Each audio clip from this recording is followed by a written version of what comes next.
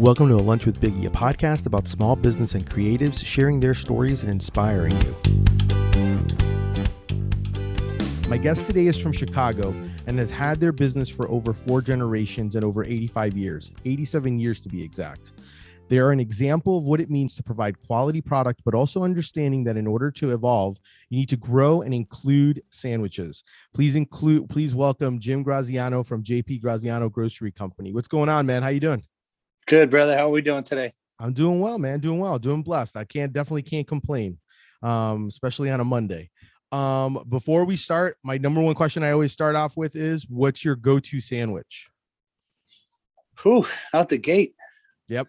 Well, since I have everything kind of by me, yep. The sandwich I make for myself most consistently, it's actually not on my menu, but it's become kind of a secret menu item. I do sharp imported provolone, turkey, hot supersata, our lettuce mixed with the vinegar and oregano, which is kind of a staple of ours. Yeah. And then I've been real partial to our hot muffaletta lately. So that's it, man. Just kind of, real straightforward. You got the strong cheese. Supersata is absolutely my favorite deli meat in the world. Lighten it up with a little bit of turkey. To me, I like really loading up sandwiches with lettuce. Yeah. I really like that crunch, that fresh taste. Mm-hmm. And then the balance of the hot muffaletta in there. You're hitting a lot of flavor profiles. So that's absolutely, if I got one sandwich I'm ever going to eat again, that's the one. I love it. That's a good one. I'm actually salivating thinking about it. Yeah, it's a real good one. It's definitely a good one. So I definitely need to bring up the topic of how we started before we start talking about you guys, because how I found out about you guys was literally just one of those things where I had an opportunity to go to Chicago for the day with a buddy of mine. And I said, I wanted to do a sandwich tour of the city. And I wanted to have different people to let me know. So I reached out to Jeff Morrow from Food Network, sent him, and he knew who I was because of my clothing brand. And I said, hey, I'm coming to your neck of the woods. Love to have a sandwich with you. But if I don't, I just need to know your top 5 of where to go.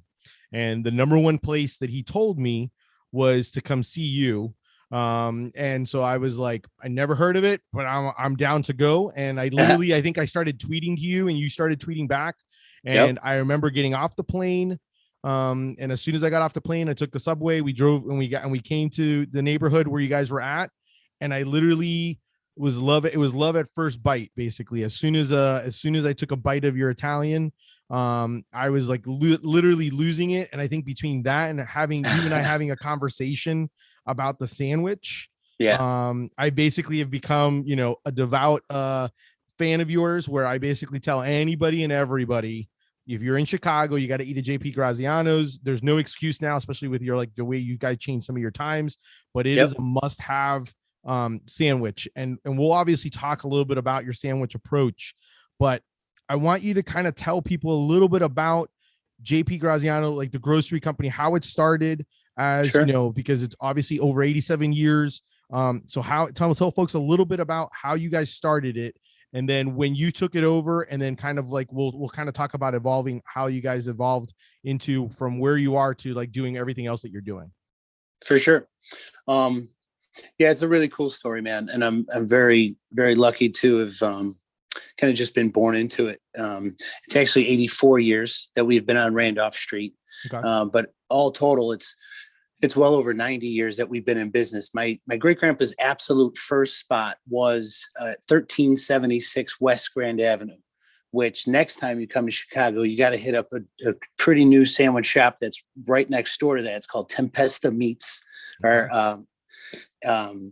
and I get my porchetta from those guys, and they actually have a really great long-standing Italian Chicago food story.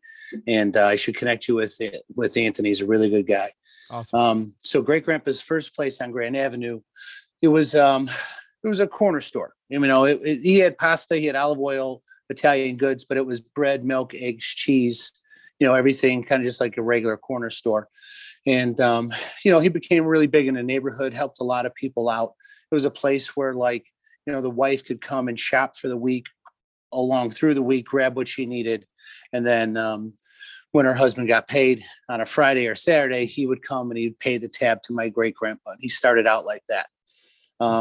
He closed down there during the Depression in 29. And he had built himself up. He had just started with the ground level space for his store. And then he eventually bought the 3 flat, and they lived there as well. And to be able to hold on to the building, he actually closed the business down for a while.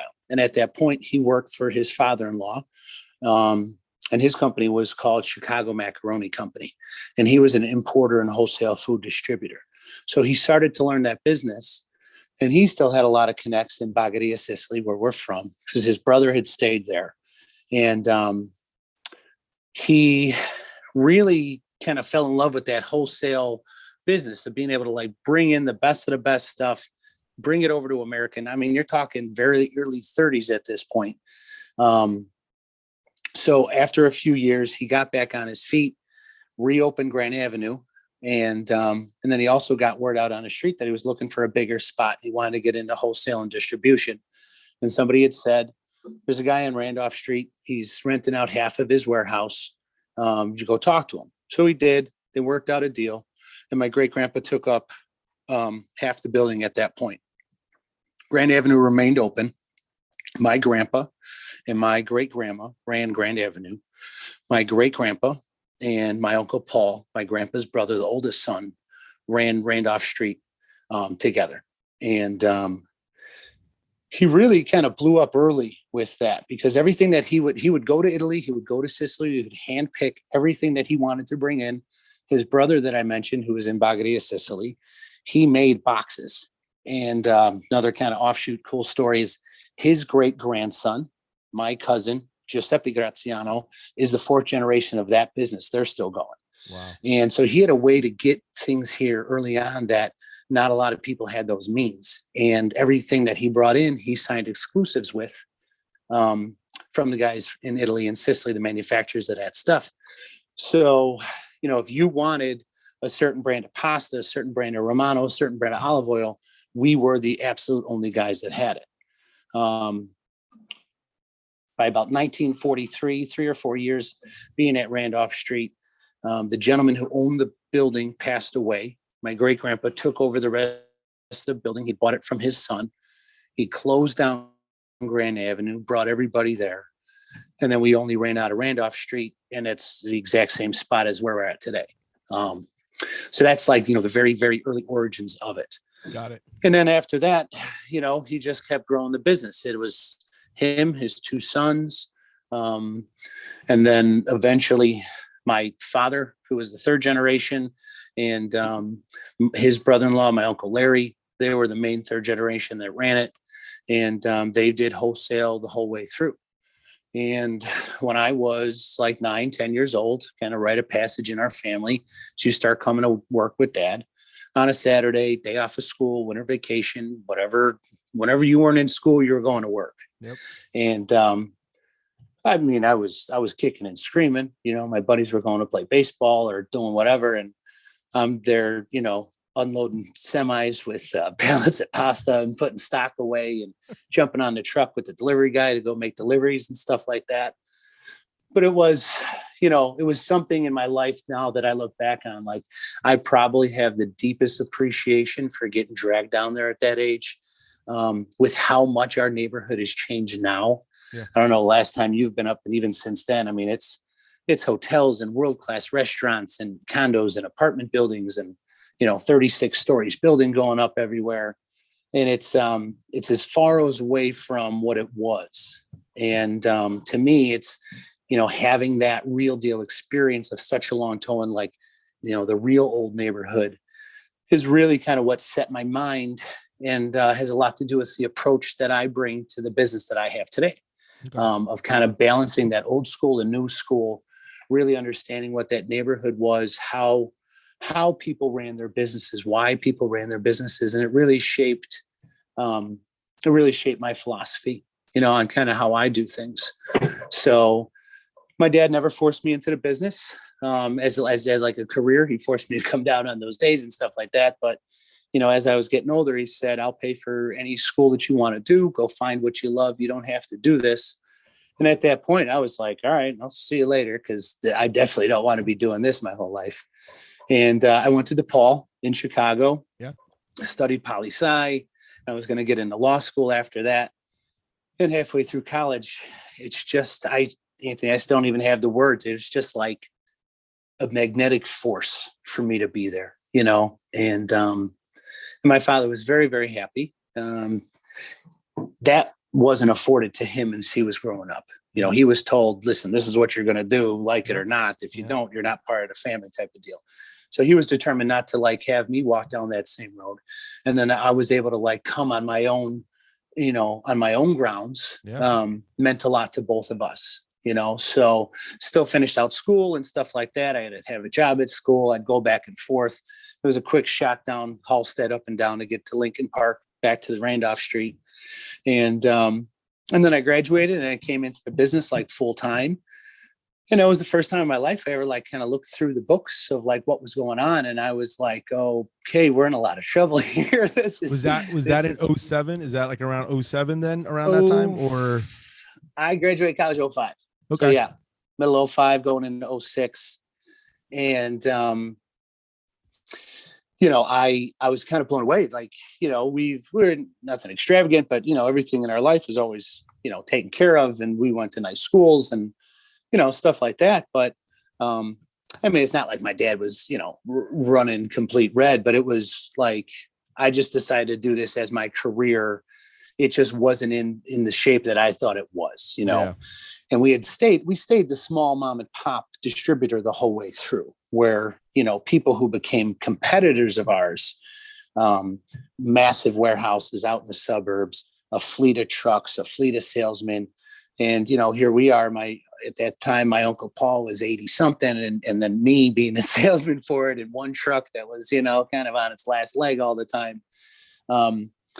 It just was, it was a bit of a wake up call for me, but I didn't, maybe a little mini freak out. But then after that, it was okay, this is why I'm here. Yeah. And this is a chance for me to kind of put my mark on this legacy. But I knew deep down it wasn't going to be in wholesale. We had gotten so far passed up by everybody else. But that was fine because all those exclusives that we had run out. And, besides the Jardinera, which I'm sure we'll get into, we didn't have a proprietary product. Yeah. So, I just felt man, we got this cool building, which, now is 135 years old. It's in this really cool neighborhood. We got to get people in the store because that's our story. This is our history. This is what's unique to us. Yeah. Who cares about selling cases of pasta to Butera? It's that to me, that's not a big deal. And I never thought for a moment that it would just only become a sandwich shop. I just thought, maybe if we could inject this kind of stream of revenue into it as well, we can kind of get our feet underneath us a little bit. Yeah. And, so that's really how it started, man. How is that conversation? How is that conversation with your dad and kind of saying, hey, Dad, I want to incorporate because I want to have that visibility in the neighborhood. I want people to be able to come in, experience it. I want to do sandwiches. Was it just a comment? Was it just pretty obvious, based on your space that you had, that you thought hey, I can definitely implement this based on my space? And then also was that conversation, how did your dad take it when you finally said, this is what I'm thinking is going to be the next thing that we're going to be doing with the company? Yeah, better than you would think. My dad, for as old school as he was, when it came to the business and me kind of coming up with ideas or, adding things, changing things, he was super receptive. Again, because he didn't get that treatment from his father, Yeah. And he was, I'll give my dad all the credit in the world. He wasn't going to let me fall into what he had, no choice, no say, no ideas. He would say, go for it, but you're going to do it all on your own. You got to go out there and figure out, how are we going to buy equipment? What license do we need? What do we need to change things at the store? What equipment and stuff like that. And, if you knew my father, you would know it was just a challenge. Are you going to talk about doing it? Or are you going to really step up and do it? and I ran with it. And I like gave my dad, I wish I would still save these things. I say it every time. I gave my dad like a presentation, and so we started going with it. I didn't really realize what I was getting myself into, like, to really start selling food to the public directly. We had this like old school wooden floor, warehouse and stuff. We had to get something as simple as that. Like, you couldn't have a porous material for your floor, right? So now we got to like change the whole entire floor and cover that up. Sanitation safety licenses. My mom and dad and myself, we would work all day, and then we would go to Wright College, which is like in between my store and my house, for classes after work to get the proper licenses and stuff like that.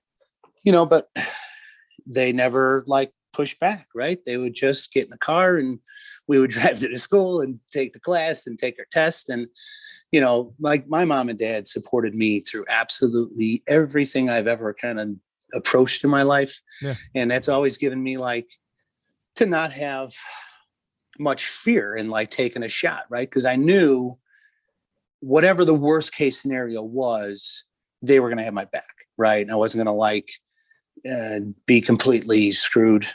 Yeah. I always knew like I had the full support, right? So it's like, that's kind of the origin of why I've never been afraid to like take a shot here and there.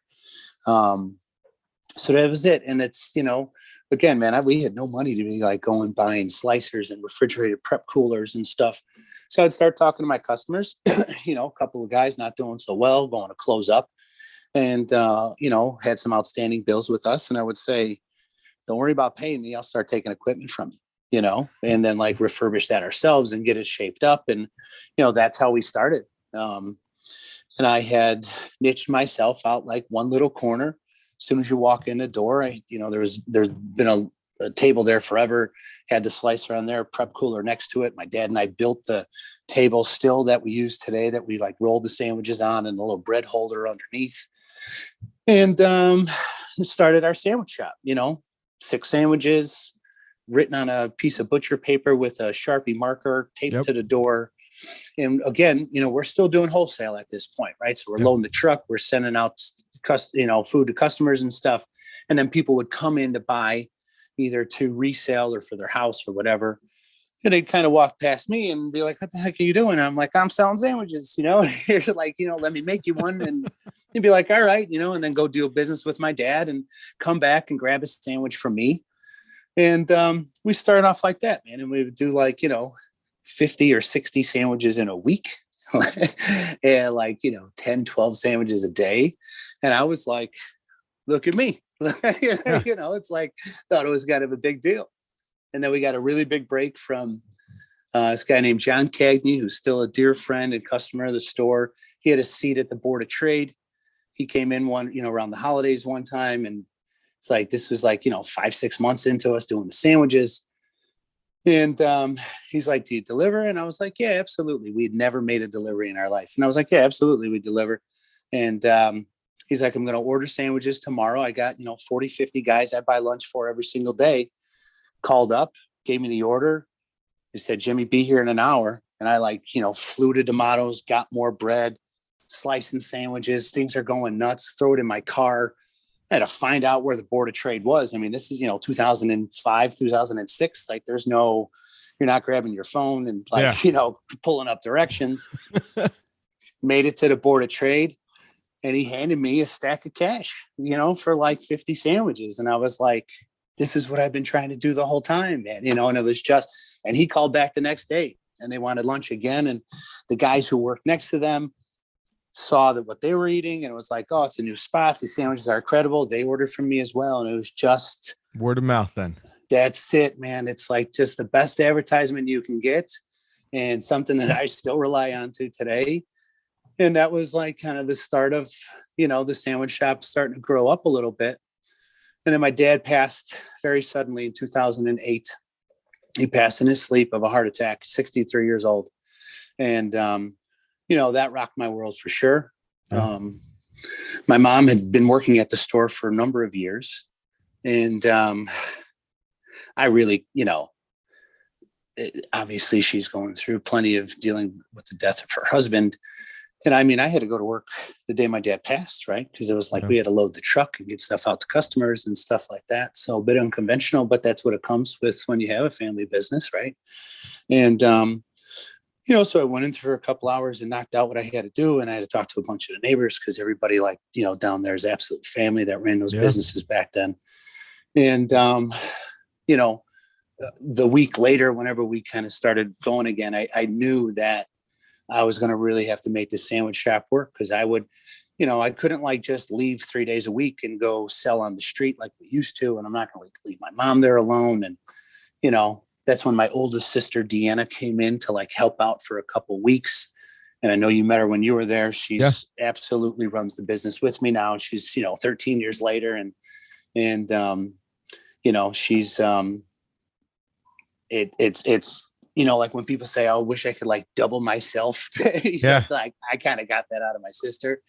And, eventually we kind of just kept pushing on those sandwiches. That neighborhood really kept growing. Another huge reason that we were able to grow as much as we did. People started living down there. Some restaurants started to pop up. And now it's been about 8 years where I phased out wholesale completely. I rented out the rest of the building. So we still own the whole building, but I rented out the part that I wasn't using anymore for inventory and, full-fledged sandwich shop only for the last 8 years. And it's really going well. It's amazing. And what I've loved is the fact that one of the things that I've enjoyed seeing is the evolution, because from when I came to visit you, it was definitely during a time, I still remember the barrels. You guys had barrels that were just full of all the different seasonings and herbs that you guys were having. I still remember, it's one of those things where I close my eyes, I could still see the place. And one of the things, and then you and I had a conversation, and then this is kind of one of those where I was literally, I laugh because, I've heard some people say this to me, but you and I had I literally had a sandwich conversation with you where we talked about just the making of a sandwich and the sandwich approach. And I just kind of, it's funny because just yesterday I was selling at an event and I was talking to someone and I was telling someone how the importance of how you make a sandwich. And I was telling people actually how you guys make your Italian, how it's and I'd rather have you tell it because there's a lot of, I just absolutely loved your passion with it. Everything from the bread to the meats. So I'm just going to ask the question, what is J.P. Graziano's sandwich approach? So the absolute most important thing is how fresh it is, right? It's I don't pre-slice one slice of meat for anything before something's ordered. And in the big, that started out of something very practical because in the beginning, when we were selling a couple sandwiches a day, I had no idea how much salami I was going to go through. Yeah. So I would only slice, the 7 or 8 slices that go on a sandwich when somebody ordered the sandwich. But then I realized how that's so important, especially deli meat, man. That oxidizes pretty quick. The flavor could change over a few hours once the air starts. You're completely reversing the process of how salami was made, right? You're opening up to the air, you're exposing it. And so that's something, sometimes my guys kind of look at me sideways because the amount of sandwiches we do in a day and they're still slicing everything fresh to order, but it's a really big point, one of the biggest points of how we became of what we are. Right. Yeah. So the bread also, it's to me, one of the most important aspects of it. The bread we get from D'Amato's Bakery. They're a 3rd generation family owned Italian bakery, coal-fired oven, just the best product in the world. There's 3 ingredients in this bread. You have to use it that day. The next day it's an absolute baseball bat, but to me, that's a very good sign, right? There's no preservatives, it's not filled with anything. It's not intended to be used, anything besides that day. So, I don't think it's much of a secret, use the best quality ingredients you could possibly get. That was one of my great grandfather's philosophies. Yeah. But then how we actually put together the sandwich and really started out of being efficient was every single sandwich has its own way of being built. So the guy because we slice it fresh order, there's a guy who just slices all day long. And then the guy next to him, he prepares the sandwich, right?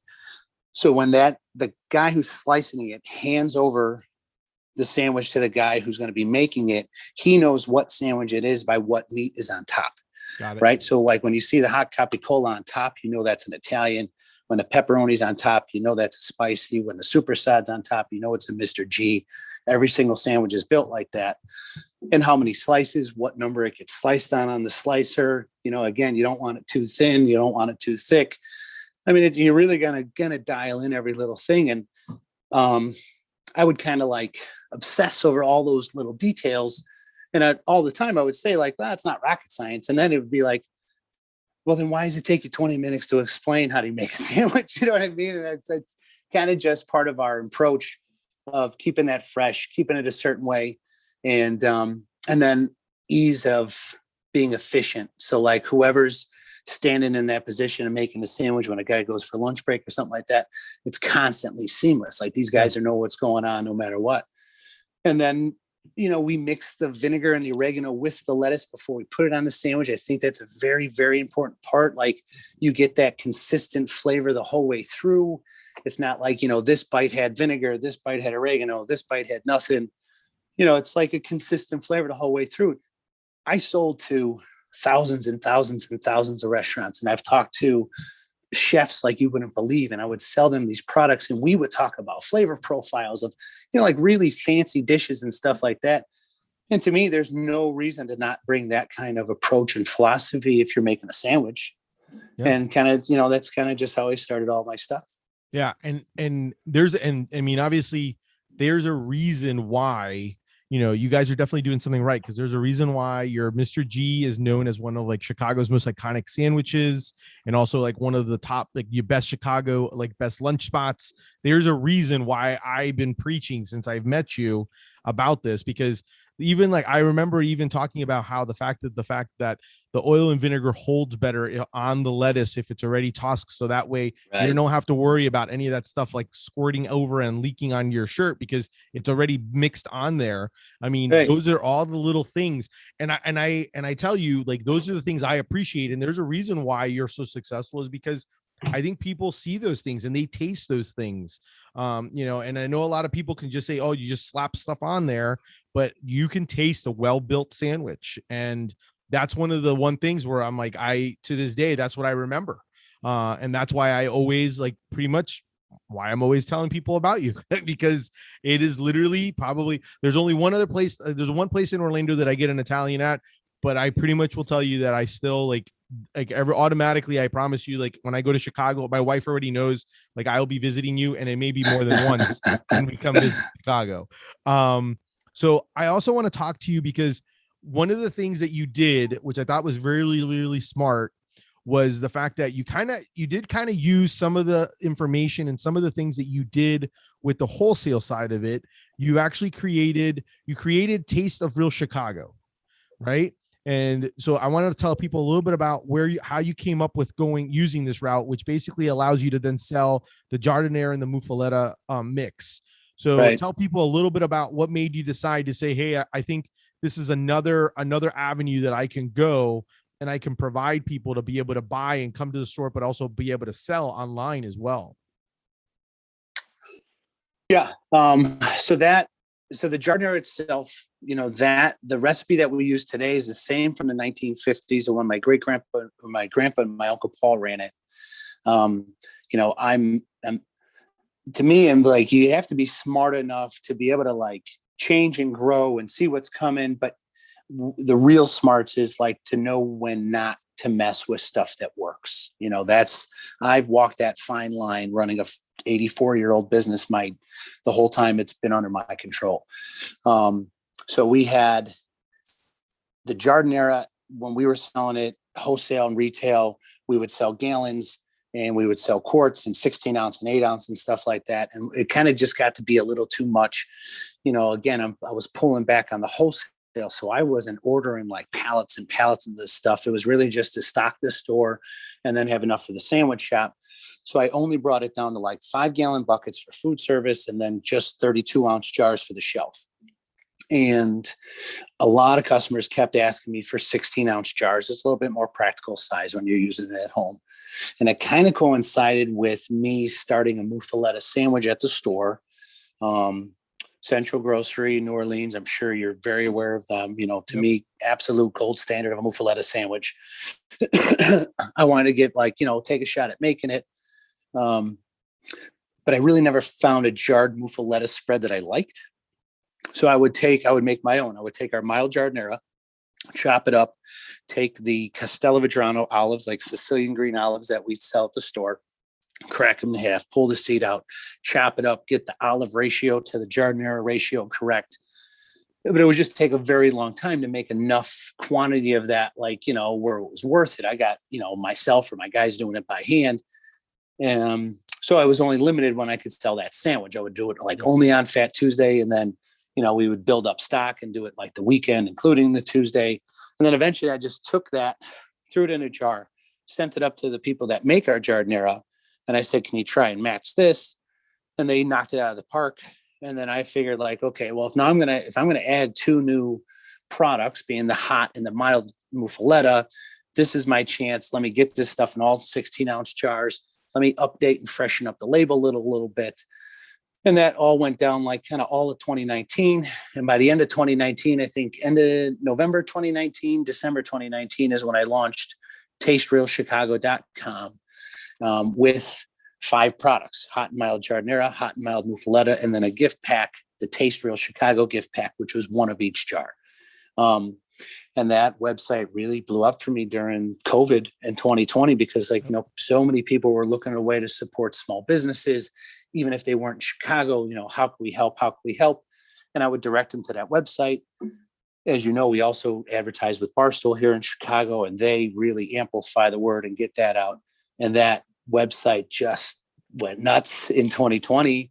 And, it's to me, it's the Chicago condiment, man. It's it's only really done in Chicago. A lot of people outside of Chicago, they might have seen it in various forms, but not packed in oil, how Chicagoans do it and stuff like that.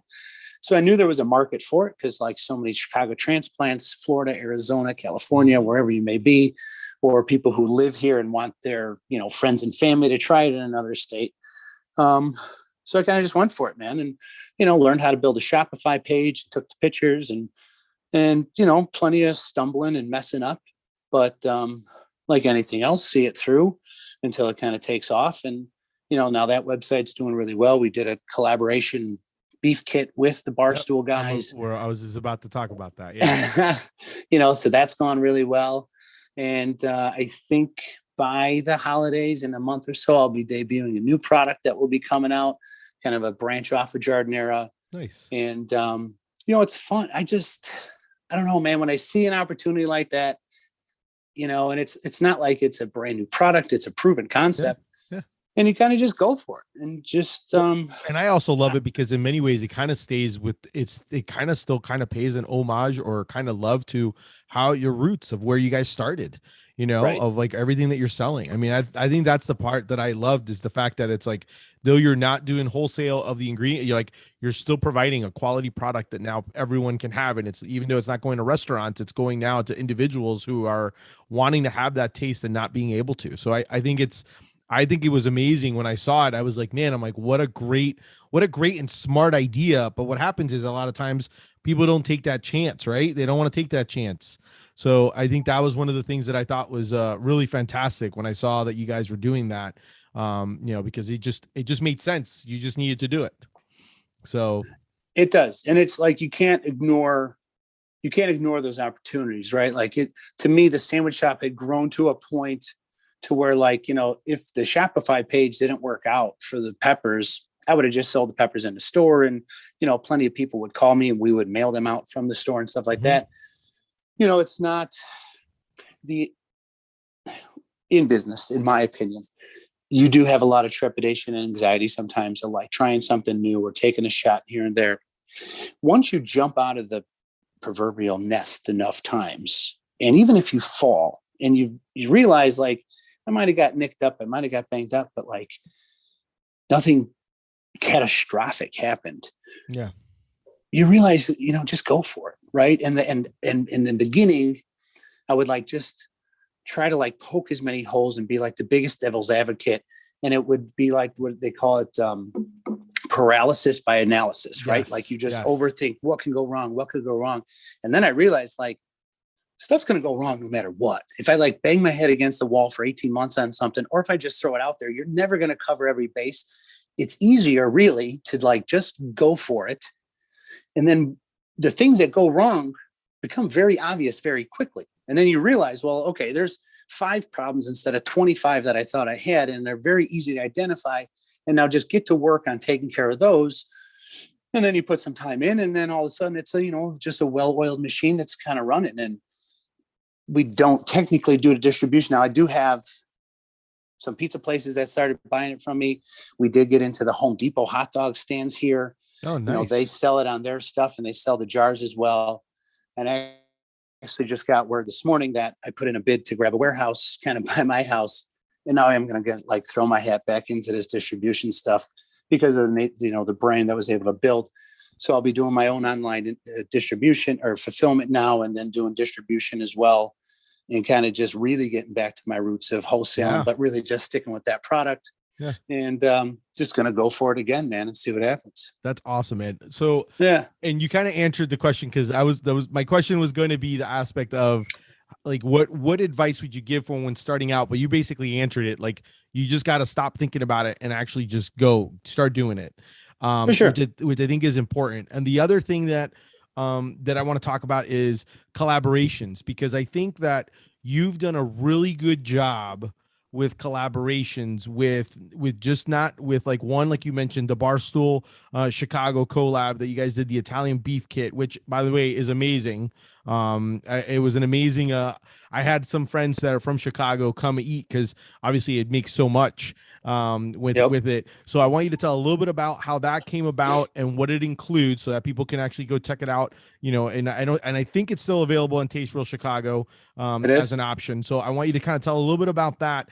But then I also want you to talk about, since we're talking about collaborations, you also teamed up with offering gelatos and sorbetos with Vero Coffee Gelato. So I want to talk a little bit about like what made you decide to do those things.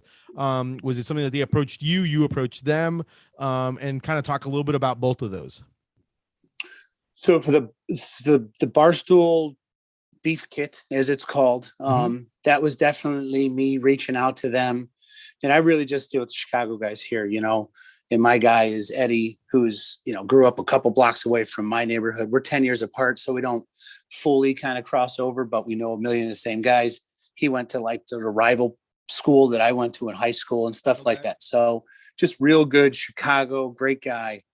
And we were talking at the end of the year, planning for the next year. And I said, man, everything we get together on just really works. We should come up with I didn't even know at the time what it should be, right? Because I just knew if we got both of our names on a bottle of fill in the blank, it's going to work. And so I talked to him about it, and he said, let me talk to a couple people, see what they say. All I wanted was a green light to use their name on one of my products with mine. And then 2 days later, he called me up. He said, Jimmy, Erica Nardini wants to have a meeting with you, who's the CEO of Barstool Sports.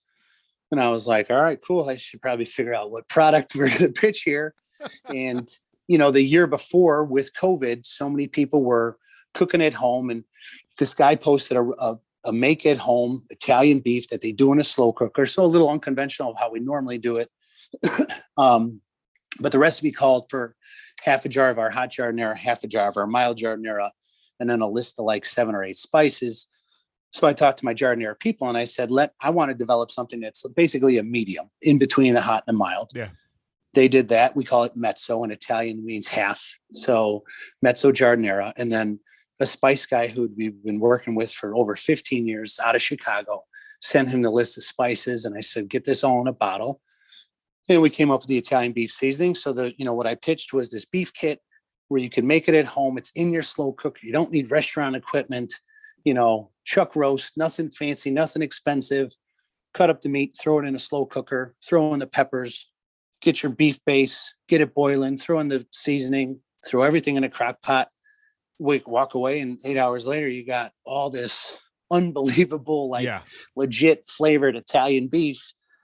And it took off, and it really, I mean, crashed the site the first day we debuted it. Talk about falling down a couple of times, you know what I mean? But just kept pushing through. And, you know, it's good to be uncomfortable a lot in business. It means you're growing. It means you're trying new things. And then eventually got it stabilized. And now it's like, you know, no problem with the inventory, and we flip them all the time. And, you know, this football season really made it take off again. Yeah. So that's been a lot of fun, man. And it's, you know, but it's a delicious product. It's quality stuff. It's something that I'm very proud to put my name on. I wouldn't do it. You know, I knew we could kind of sell anything with the Barstool guys, but it still has to meet all those standards and qualities. I have very long time customers, and you can't just, you know, you let them down at this point. So that was a lot of fun to work with them. Cool to see the kind of very corporate approach, you know, that they take in their spot. And then me being like, you know, just the small mom and pop guy, kind of like steering the ship the whole way through. And, you know, very satisfying to like kind of see that work and take off and grow into the amount of numbers that we've been able to do. So that's been a lot of fun. Yeah. That's been a lot of fun. Is that kind of similar with the ice cream or the gelato? Yeah. So, well, how that originated is, and probably next year, there'll be a new product coming out in collaboration with Vero Gelato that I've had this idea in my head for a while. Right. And we've been doing kind of like R&D on it for a while. Product tasting.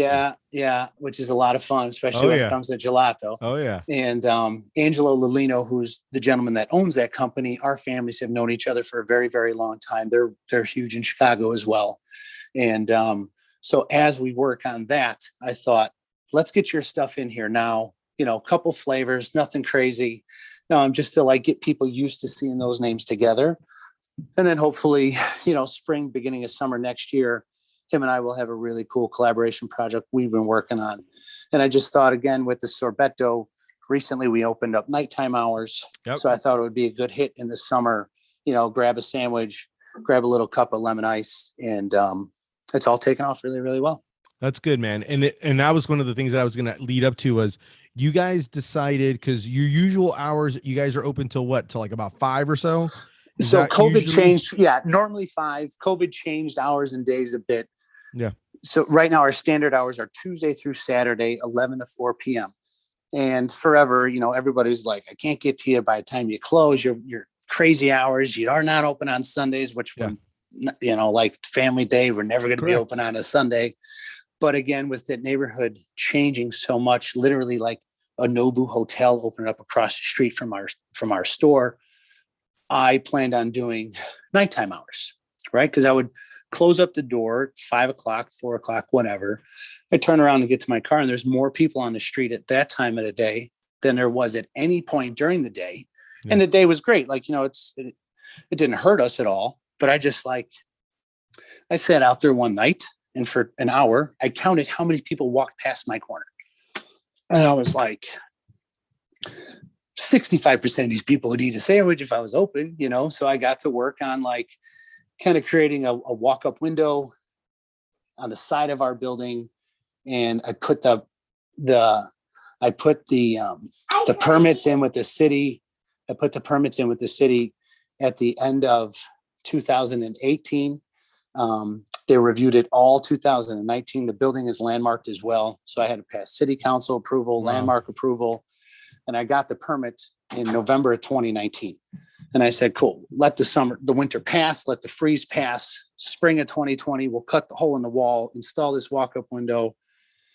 And then COVID happened. So like, you know, it made no sense to do nighttime hours, but it saved me. I can't even tell you how this worked out, because I used that walk-up window during the day all through 2020 without having people come into the store. So that allowed us to have a very smooth, efficient, safe system, very safe for people to like be able to spread out outside the whole time.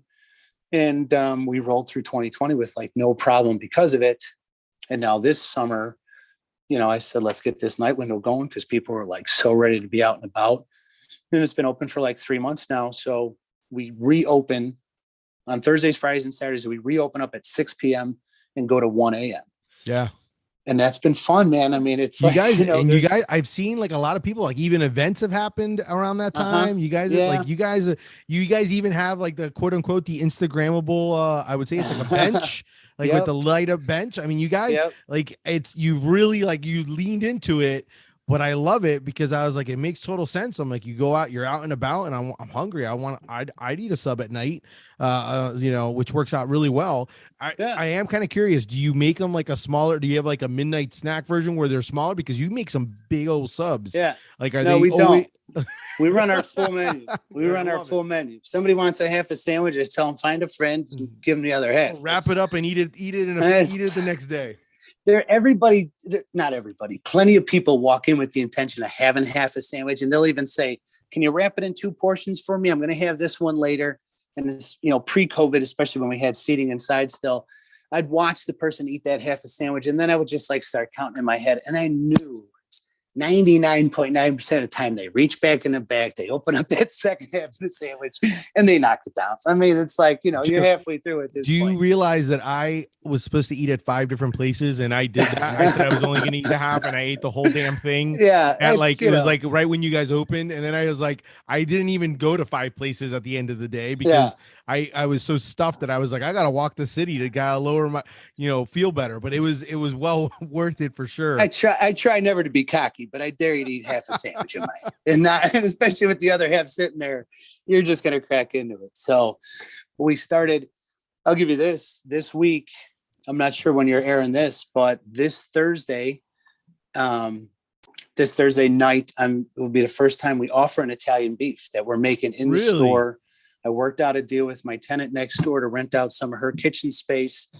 And now we're making our own Italian beef. And this Thursday night, it's going to be the first time you can get a hot sandwich at all from my store. And that's going to be like, a weekly nighttime window thing that we've been working on for the last couple of weeks. And it's really good. It's really good, especially you throw some of our hot giardiniera on there. Yeah. It's a really good sandwich. So I just, at this point, Anthony, it's not like, I just feel like I'm kind of seeing things very clearly. It's at a speed that I could take. We've grown so much through this. I just have a lot of confidence in if I stick to really who we are, right? I've always had a very, very clear picture of our brand, what people expect from us, what I want to represent as a business owner, as somebody from Chicago. And as long as like the new stuff checks off all those boxes, I'm very comfortable moving forward. Not everything's going to work out. Yeah. And that's fine too, but I'm always going to take that shot. Right. And all you could do is improve from it, get a better idea, walk away feeling a little bit more confident, even in your failures. Just like I tell my kids, man, a failure is not a failure unless you tell yourself it is. It's a learning opportunity. It sounds cliche, but it is, man. And just don't be afraid to go for it. Of course, you put in your due diligence, you do your research, you put in your R&D on a lot of things, you test it out on people that you really trust and know, and then just go for it, man. I mean, it's like, when you really believe in what you're doing and why you're doing it, and feeling very comfortable in the brand and the story that we have that was all built by the generations before me. Yeah, there's nothing that scares me, and like just kind of taking my shots here and there. I love it. It's a lot of fun, man. It's a lot of fun. I love it. So tell people where they can find you and follow you. And yes. If they're in Chicago to come see, by the way, congratulations. I do know that they named the street. That's like, that was amazing to see, that honor. So I just kind of, by all means, let the people know where they can follow you, as well as also order online. And if they're in Chicago, obviously enjoy your food. Absolutely. So social media wise, Facebook, Twitter, Instagram, they're all J.P. Graziano. I do have a TikTok page that I hired somebody to like make videos for the peppers to show people how many different ways you could use these peppers. That TikTok is Taste Real Chicago, real simple. If you're outside of Chicago looking for our peppers and our muffaletta, the beef kits, and some products I'm going to be adding at the end of this year and into next year, that's tasterealchicago.com. And then if you're in Chicago looking for sandwiches, You can order online at jpgraziano.com. We're located at 901 West Randolph Street in Chicago. And like I said, Tuesdays through Saturdays, 11 to 4. Thursdays through Saturdays, we reopen up at 6 p.m. and go to 1 a.m. And I think that covers everything, man. It does, man. It does. And by the way, congratulations. I saw one of the things, I'm assuming was one of those little personal checkoff lists, like where you actually sponsor a team and get to have like I saw the hockey jerseys. Yeah. I absolutely loved it. Seeing that, because that's like one of those on my list of like things that I want to accomplish is be able to sponsor a team and clothe them and all that. And so I thought it was absolutely awesome seeing the hockey jerseys that you guys have on your site right now. That is neat. It's local guys from the neighborhood. It's a men's beer league at Johnny's Ice House, which is like legendary in Chicago. It's on Madison. The Hawks used to practice there before they built their own facility. And the guy just said, like, what do you think about sponsoring our before he even finished the sentence, I was like, done. I'm in 100%, no doubt about it. I didn't even know I get to like we got to like design our own jerseys and stuff like that. So that's super cool. I'm huge, obviously, on anything in the community. These guys, half the guys on the team been coming to my store way before we turned into what we are now. So it was a no-brainer to help them out. And then to get some really cool merch out of it that had really great reaction was a lot of fun too. And I played hockey my whole life, went to 1 million Hawks games with my father. So it like really brings up a lot of good memories, and it makes me feel good to help out, like, guys in the community and really just people who've been supporting us for so long. So it's one of those things that just comes along and it's like, man, that makes so much sense. Sign me up. And then, it takes off and people kind of going wild for these jerseys. So it's been a lot of fun, man. It's awesome. So do you have any last comments that you want to share or questions or anything before we finish off? I want to know two things from you. Okay. What got you into sandwiches, like the passion of your sandwiches? Where does that come from? I'm imagining you've put it out there somewhere. I don't know if I've ever seen it. So my passion, it's funny because, and I laugh because if my parents ever hear my podcast or anything, they probably would cringe because my mom is the type of person, I'm Cuban. My mom is the type of person that a sandwich is had for lunch and that's it. Got it. So I never got to have sandwiches for dinner. Like sandwiches for dinner was like, what is that? That's not dinner. And I think some of it had to do with the fact that I just absolutely loved the idea of what a sandwich was and the fact that I couldn't enjoy it all the time. I think being deprived of that made me more fascinated by it. The fact that every single time we would have any leftovers, I would try to make it into a sandwich. Right. Because I would say, hey, can we have that? Can I have that for lunch? Like that meatloaf for lunch or this for lunch in a sandwich. Right. And so I think that kind of played a part into it where I just was fascinated by it. I love the fact that you can put any type of meal. That's why I call it the king of meals. You can put anything in it, and make a sandwich out of it. And it tastes great. I mean, I've tried doing it many times, just like even plates of food where I've just like, it was like roasted pork and rice and beans and plantains. And I like literally like, let's just put it all on a Cuban roll and see what it tastes like. So to me, that's kind of where it came from. And it just was one of those things where I just enjoyed eating them. I was eating them every day. And so that's kind of where it came. And like the older I got, the more I ate sandwiches, the more places I wanted to go eat sandwiches where, especially if they were good sandwiches. Just because I love going to local places. I have a lot of respect for restaurants and people that do restaurants and food, just because it's so hard, and so it's one of those where I'm like, people always ask me like, would you ever open a restaurant? And I'm like, the only way I would ever open one is if I was actually with someone who actually was, in the restaurant game already doing it. And I collaborated with them because I do have a passion for it. I love it. And it would make sense with my brand to sell sandwiches, but I would only do it if it was with someone else, to be able to do it. I mean, do I have ideas where if I won the lotto, like I literally remember doing presentations in college, telling people like, if I won the lotto, I would name a place. I would name this place. I have like 2 sandwich concepts that I would do if I ever won, if I had the money and I could just do it. And I would like, I had the right people with me to do it. I would totally do it. So yeah, it's just the fascination by it. It's an absolute love of what it what it tastes like, what it is, and what it brings. And it's funny because it's not like one of those things where I remember eating with my folks.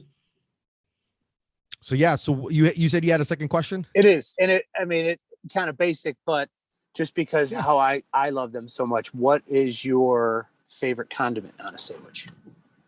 My favorite condiment on a sandwich. That's a great question.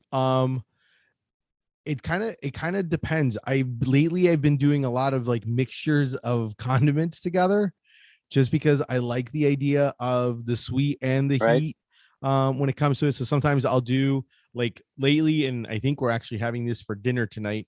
One of the sandwiches that I like to make at home is this orange, it's like an orange chicken banh mi. Okay. So what I do is I use the leftover like Trader Joe orange chicken, and then I get like the rolls, and then I pickle the veggies. So I do like some pickled vegetables.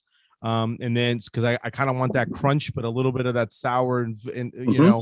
and then I do a sriracha, I do like a garlic sriracha mayo, is what I usually will put on it. And so I'll do that on the bun. That's one of those things where I'm like, I don't know any other place that sells Right. it. Something that That I sounds think good. it's, That yeah, sounds right. good. And it's kind of and I think what it is, it's just one of those things where the same concept of like, I convert foods into like, oh, I like eating this. I can make that into a Right. sandwich. And so that's kind of one of the areas where I've been kind of doing that. I've been doing a lot of that. I've been enjoying like a lot of the German mustards where there's kind of like that little bit of that heat and then some of the little bit of sweet to it. It just kind of depends on it. I've put like pickled veggies like the relish and the jardiniere and stuff like that on it. It just kind of depends on the sandwich, right? Like the mix of what the sandwich is and what it needs. To me, that's kind of one of those. But I've done everything from strawberry jelly to on a sandwich. I've tried it. I pretty much will try anything to see what it could how I can add extra flavors or extra layers of flavors to my sandwich. That's To me, that's what it is with sandwiches. I mean, it gives you such a platform to play around with combinations of flavors, like you said, sweet, heat, even sometimes like, like a roast pork in Philly, like broccoli rabe. You can bring some bitter notes into Yeah. there, play with the textures, whether it be the veggies you put in there or the bread that you use. It's so open ended with sandwiches, and it's why it's like so much fun playing around with different combinations of stuff. And then, as you had mentioned, we talked about the collaborations. We've done a lot of different sandwich ones, and it's a lot of fun for me to like, kind of pick the other person's brain to like their philosophy of how these things go together. How can we mash it up with my stuff? Really make it a real deal collaboration where you're really marrying something they're really known for and something really we're known for. And it's just, it's endless, man. It's absolutely endless. Yeah. It's a lot of fun. And I always dig, keep an eye on your social media and your pages of what you're throwing together. And I've tried definitely a couple things. I love you. The Cubano sandwich is one of my favorite sandwiches that there is. And I know that's Yeah. one of your favorites. Yep. So it's, I know you're really a fan of what we do, but I'm a huge fan of yours as well. I love your merch. I love your style. I appreciate it, man. And I You mean buy, it. and I absolutely love you guys. Like it's literally one of those where that's something that to me is like I just love what you guys encompass and what you guys bring. And I love and I think that's the part where I'm fun seeing, because it's one of those where I kind of chuckle a little because there's people that are from Chicago, and when I tell them, hey, have you been there, and they're like, no, and they're like, how do you even know this? How do you I was know like, it? dude, Right. how do you not know? I was like, do you not read any food things? I was like, they all talk like everyone talks about them. So I It's a big definitely city, appreciate man. It's a big city. it is a big, I know, and I think that's the part I forget living in Orlando, because like Orlando, like we have a lot of sandwich shops Sure. here, and they have like a lot of good places, but it's where I tell folks sometimes when I go to larger cities, it makes Orlando seem like a Right. town compared to like a city, like a Chicago or New York or even in Right. Atlanta, where you kind of can see those things. So I think that's kind of the part where it's the most interesting to kind of experience or see and be able to, and you're right, there's so many nooks and crannies in all these major Yep. cities to be able to find that. So it's amazing to see how you've been able to, one, stand out, but also at the same time encompass that idea that you originally had of being part of the neighborhood. And then all at the same time, like at the end of the day, if you provide a quality product, I think, and people see that you're passionate about what you're doing and what you're producing, people taste it and people see it. I think that there's a reason why when people eat your sandwiches, they see those things, they taste it, and they can tell that you just like you took the time to make it. Same reason when people unpack a package of mine, one of my shirts, and they experience the whole Yep. experience. I think they notice those little details, and those little details to some may not mean much, but to me, that's part of the process. Like I want people to see that I love that, like I love what I'm doing and what I'm providing you, is what it is. And I think that, and that's kind of comes across very clear when it comes to when you guys are feeding the masses in Chicago. I hands down, definitely one of the reasons that we kind of vibe like we do, because I've ordered from you before, and this thing comes wrapped up as a sandwich. There's a personalized note, like on a deli ticket kind of looking thing. Yep. There is not a day that goes by that I don't use that sandwich spreader, either popping open an orange with the hook, or making my kids stuff or myself stuff. It's I got to send you some more. I'm telling you, it's like those. It just takes a little bit more to like put that personal touch on it, and the attention to detail. People really do appreciate, man. There's so many places to buy a shirt from. There's so many places in Chicago to go buy a sandwich from.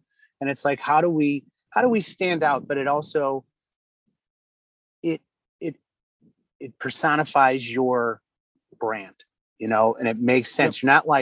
You're not trying to like do something wacky to stand out. You're not missing a beat the whole way through to kind of just reinforce that brand the whole way. And there's no doubt that's like, why you and I become such good friends, even just meeting one time. Yeah. And I really respect what you do, man. I truly mean it. Dude, much appreciated, and definitely likewise. I do have one question, even though I don't want to go too long, but I have one question because it kind of triggered into my back of my head. Because since you mentioned that you're going to be basically taking over distribution inside of like when you guys start sending out your stuff, is that going to change some of how you're going to handle or maybe adding a little more personalization, or maybe a little bit more of of there? Because I mean, obviously they do a great job with like when they were doing your distribution of when you guys order, but since you're kind of almost taking it more now in-house, is that going to be, do you have ideas or changes that you're going to be making to it, of how your process is going to be, or how you're going to maybe personalize it a little bit more? Absolutely. And it's not the main reason, but it's kind of one of the important reasons that I do want to take this back onto my own. So, we did all our packing and send products out for all of 2020, all by myself, in the beginning of 2021 as well. When I signed that Barstool deal and knew we were going to have a huge increase of volume on top of how much it had grown on its own, I was just having like my regular guys pack up the boxes and pulling them off a sandwich line or delaying their prep in the morning. And it was just getting too much. It was making it very inefficient. Yeah. And then with the Barstool thing, really knowing that a huge bump in volume was going to come, that's when I outsourced it to another company. And currently they take care of all the online fulfillment. Quite a few things of why I want to take it back over. But one of the biggest things is, especially because of how long we've been around, how we have multi-generational, I have 4th and 5th generation customers that buy from us, and they'll buy something online and then they'll send me an email or call me or whatever and say, hey, this is for my nephew or my niece. He's going away to college and he's not going to have jardiniere there, and I want to include a note. I got no way to do something like that right now. And to me, that is so, if I got to handwrite it, if they send it to me, I can't include something like that now, having a third party do this. And I know I could take on this process.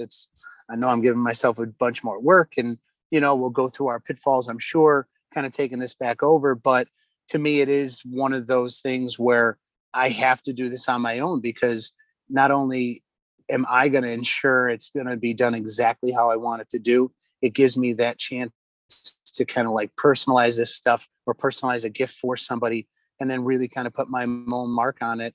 I've stole your idea before. When I sell my shirts, I wrap them up like a sandwich now. And I tell people, like, they're like, oh, this is brilliant. I was like, I wish I could take credit for it. My guy Biggie is the first guy I've ever seen us do this in my life, so, but to me, that's, again, you got to find a way to separate yourself. And it's not a gimmick. It's something that really makes sense for your brand. And then just shows the consumer, man, these guys really, they kind of like try to think of everything that they could check off every box. And that's how you develop customers for life, man. That attention to detail and really showing them how much you appreciate your business. No, man, I get it. And that's one of the first things when I thought of when you said that, I was like, oh, I'm like, because that is one of the areas where I've had to make certain decisions on certain things, on how I do things, which sometimes is one of the reasons why it kind of slows some growth. In the sense, because of the fact that I'm like, I want to keep things packaged. But if I do, I basically have had to come to terms on certain things. Like if I do wholesale, it's okay to do wholesale and have like a tag instead of it being wrapped. But then if you buy it from me at an event or online, you're going to get the full experience.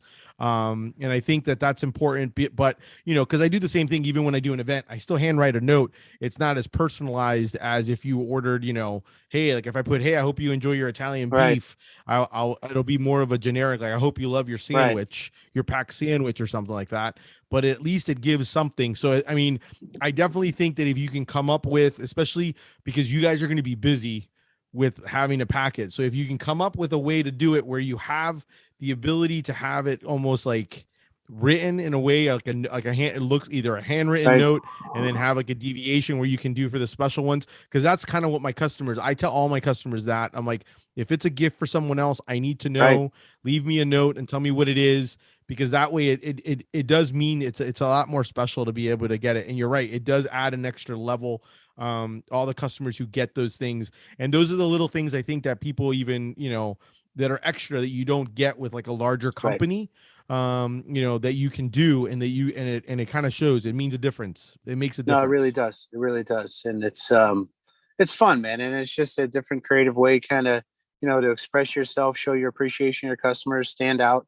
And so while I know I kind of a bit off a lot that I'm going to have to chew here, I'm excited that it's going to be able to kind of like just, it's not about like me controlling it. It's just me being able to make sure everything's done in the same way that follows suit of everything else that I've worked hard to, grow. And really why I do this and the way I do things, it's really just to show respect to my great grandpa, my grandpa, my Uncle Paul, my dad, my Uncle Larry, every guy that's ran that store, man.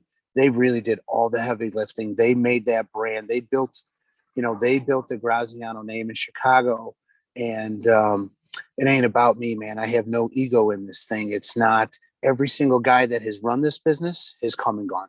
Every single one. And I will as well. But that store, that name, that legacy has stayed, right? So I just feel like I'm the guardian of it for my time, right? And I have 2 young kids, as you know. I will absolutely not force them into this, because my dad did that to me. They will get dragged down when they're at the appropriate age. They're going to sweep floors and load shelves, and they're going to learn and pack orders a lot. My daughter's already made some TikTok videos and content for me. She loves it. She eats a sandwich at school every single day, provolone and hard salami. And she's like, Dad, these kids eat peanut butter and jelly. I'm like, take it easy. You got to tell people you eat prosciutto to keep the family name strong over here. You're eating hard salami, but it's a young palate. So we're working on it. But it's, to me, that place has always been, it has provided for, I can't even tell you how many families at this point. But it's a place where you could, you learn a very good work ethic, a respect for, my dad would tell me, if people don't walk through that door, we don't put shoes on our feet. And it took me a while to really, really understand that. And my kids are going to know that every pair of shoes that they've ever gotten is because people walk through our doors. And it's a special appreciation for running a small business. And it doesn't have to be a sandwich shop or, fill in the blank, man. So it's, it's a place where people can be taught and learn, and carry on very important family traditions. And that's purely my motivation of running that place and treating it like I do. It's really kind of just out of the respect for the guys before me, and to make sure that I could set up, our kids with a very strong work ethic and appreciation, whatever they do in their life. I know that they're going to be, very hard workers, and attention to detail, and appreciate that people choose you for a certain thing, and that takes care of your livelihood. Yeah, man. That's a perfect way to end it with this one. So true words. That's our show for today. Thank you so much to Jim Graziano from J.P Graziano's for being on. Definitely and thank you so much for having lunch with me today. I really appreciate it. Definitely make sure to check them out online. If you're on social media, JP Graziano, definitely drool over their sandwiches. TasteRealChicago.com, just like he mentioned, as well as also, obviously, if you're in Chicago, definitely go visit and have a sandwich for me, and definitely take a selfie, either with Jim, or if anything, have a selfie with the sandwich selfie for me and send it to me so I can drool for not having it. If you want to support me, definitely check out my brand, Deli Fresh Threads, and do some shopping and tell your friends. If you enjoyed the show, subscribe, leave a review, share. By all means, we're growing, and I'm loving every minute of being able to hopefully inspire you. Thank you. Until next time, keep eating sandwiches and follow your passion.